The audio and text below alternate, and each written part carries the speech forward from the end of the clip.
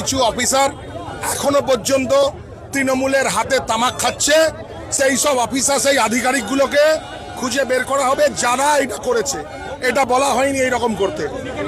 কালকের যে উচ্ছেদ হয়েছে, কিছু কর্পোরেশনের আধিকারিক, কর্পোরেশনের কিছু ইঞ্জিনিয়ার, কিছু স্টাফ, তারা এটাকে অন্যভাবে মিসগাইড করেছে এবং যা বলা হয়েছিল, প্রথমে বলা হয়েছিল 15 দিনের নোটিশ, তারপর কাল বৃষ্টির মধ্যে সকালবেলা মেশিন লাগিয়ে এটা করেছে, যেটা করার দরকার ছিল। কিছু অফিসার এখনো পর্যন্ত তৃণমূলের হাতে তামাক খাচ্ছে। সেই সব অফিসার, সেই আধিকারিকগুলোকে খুঁজে বের করা হবে যারা এটা করেছে।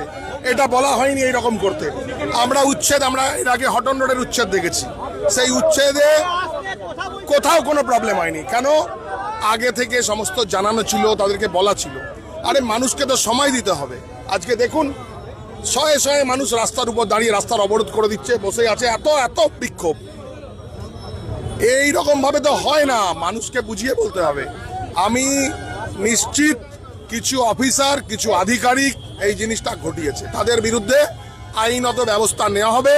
কালকে কিছু মানুষ ম্যানহ্যান্ডেল হয়েছে, কিছু জিনিসের লুটপাট হয়েছে, কিছু জিনিস ভাঙা গেছে, খোয়া গেছে, সেগুলোর বিরুদ্ধে আমরা তদন্ত দাবি করছি। আমরা সেই সব আধিকারিকগুলোকে খুঁজে বের করে তাদেরকে সবাইকে ব্যবস্থা করছি। পরশুদিন নগরের মন্ত্রী একটা বৈঠক করেন কর্পোরেশনের ভেতরে, তারপরে এই ডিসিশন হয়।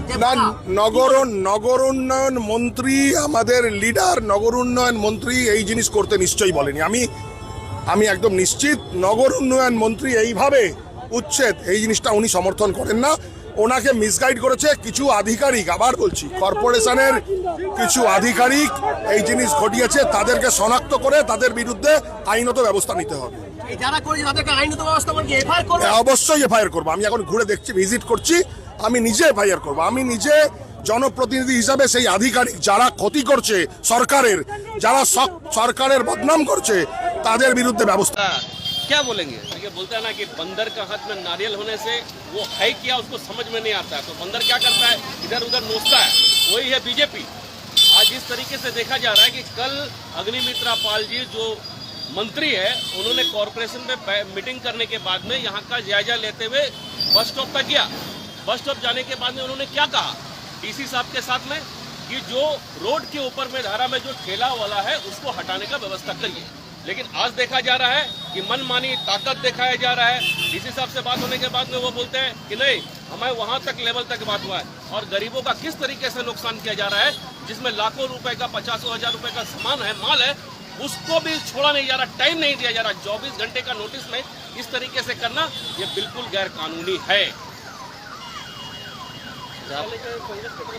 कोई विरोध प्रदर्शन किया जाएगा या तो देखिए, बिल्कुल आने वाला समय में यदि ये पूरे तमाम होकर गरीब अगर कांग्रेस पार्टी के साथ आते हैं तो हम लोग आसनसोल में बड़ा से बड़ा आंदोलन करके इनका व्यवस्था करना पड़ेगा। पहले पुनर्वासन देना पड़ेगा, पहले उनको जगह देना पड़ेगा रोजगार करने के लिए। आज अगर ये लोग गरीब इतने कहाँ जाएंगे? पूरे देश की अगर बात किया जाए, हमारा देश विश्व में इतना बड़ा जनसंख्या का देश है, लोगों के पास में रोजगार नहीं है। लोग करेंगे क्या? करेंगे चोरी छिनताई करेंगे। ये लोग गरीब जो है होकर अपना यहाँ पे 500, 200, 400, 1000 रुपए का यहाँ पे इनकम करके अपने परिवार को पढ़ाते हैं, बच्चे को पढ़ाते हैं, अपना परिवार को पढ़ाते हैं। वो लोग कहाँ जाएंगे? ये सरकार को सोचना पड़ेगा। आने वाला समय में दोबारा होकर लोग हमारे कांग्रेस पार्टी के साथ आएंगे।